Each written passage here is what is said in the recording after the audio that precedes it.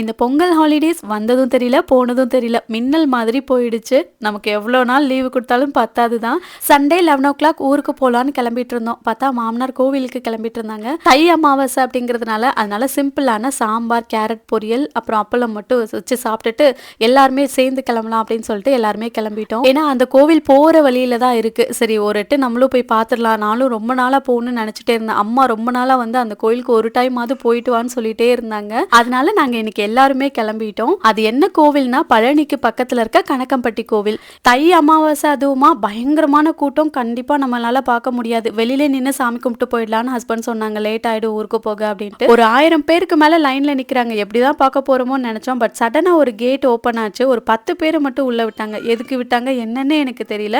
But போன உடனே கரெக்டா அந்த சமாதி பக்கத்திலே சுத்தி வந்து சாமியை கும்பிட்டுட்டு வெளியில வந்துட்டோம். வித்தின் ஒரு 5 மினிட்ஸ்ல நாங்க சாமி பார்த்துட்டோம். அவ்வளோ ஹாப்பியா இருந்துச்சு. அப்புறம் ஒரு மரத்தடியில கல்லெல்லாம் வச்சு வீடு மாதிரி கட்டினாங்க. நம்மளும் கட்டி வைப்போம்னு கட்டி வச்சுட்டு அதுக்கப்புறமா நாங்கள் டைரெக்டாக ஊருக்கு வந்துட்டோம்.